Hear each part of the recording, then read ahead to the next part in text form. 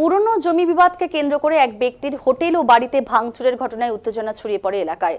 বৃহস্পতিবার সকালে ঘটনাটি ঘটেছে উত্তর দিনাজপুর জেলার ইসলামপুর থানার শিয়ালতর রোডপাড়া এলাকায়। জানা গেছে, সুশীল সাহা নামে এক ব্যক্তির সাথে বিপ্লব সরকার নামে হোটেল ব্যবসায়ীর সাথে জমি নিয়ে দীর্ঘদিন ধরে বিবাদ চলছিল। সেই বিবাদকে কেন্দ্র করে বুধবার রাতে হোটেলে একটি ঝামেলা সৃষ্টি হয়। অভিযোগ, সুশীল সাহার লোকজন বৃহস্পতিবার সকালে বিপ্লব সরকার নামে ওই ব্যবসায়ীর হোটেল ও বাড়িতে ব্যাপক ভাঙচুর চালায়।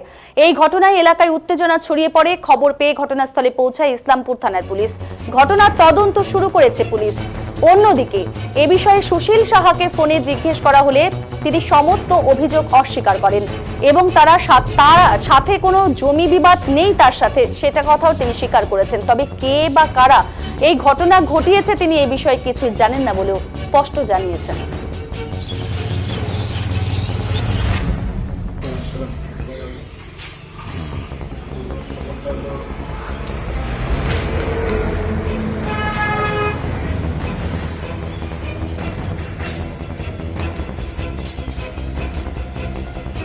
পুরনো জমি নিয়ে বিবাদকে কেন্দ্র করে এক ব্যক্তির হোটেল ও বাড়িতে ভাঙচুরের ঘটনার উত্তেজনা ছড়িয়েছে এবং ভাঙচুর ঘটেছে এবং সেই ছবি কিন্তু দেখছেন এই মুহূর্তে ডিজিটাল বাংলার পর্দায়। বৃহস্পতিবার সকালে ঘটনাটি ঘটেছে উত্তর দিনাজপুর জেলার ইসলামপুর থানার শিয়ালতর রোডপাড়া এলাকায়। জানা গেছে, সুশীল সাহা নামে এক ব্যক্তির সাথে বিপ্লব সরকার নামে হোটেল ব্যবসায়ীর সাথে জমি নিয়ে দীর্ঘদিন ধরে বিবাদ চলছিল। সেই বিবাদকে কেন্দ্র করে বুধবার রাতে হোটেলে একটি ঝামেলা সৃষ্টি হয়েছে। অভিযোগ, সুশীল সাহার লোকজন বৃহস্পতিবার সকালে বিপ্লব সরকার নামে ওই ব্যবসায়ীর হোটেল ও বাড়িতে ব্যাপক ভাঙচুর চালিয়েছে। এই ঘটনায় এলাকায় উত্তেজনাও ছড়িয়ে পড়ে। খবর পেয়ে ঘটনাস্থলে পৌঁছায় ইসলামপুর থানার পুলিশ। ঘটনার তদন্ত শুরু করেছে পুলিশ।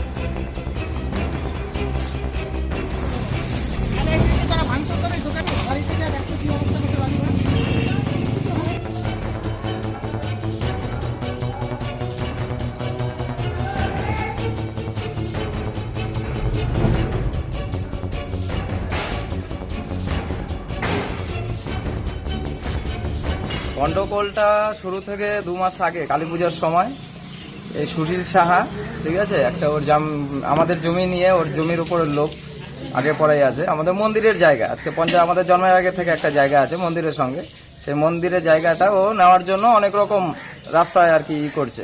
তারপরে বসাবসি হয়েছে, নেতা দিয়ে করছে, পারিনি। তারপরে দুষ্কৃতি ভিড়ায় কালী পূজার দিন, কালী পূজা আগের দিন। এই কালকে যে দুষ্কৃতীরা আসছিল এবং আজকে যে আসছিল, সেই দুষ্কৃতীগুলাই আগে ওই কালী পূজার দিন এসে হামলা করে সন্ধ্যাবেলা।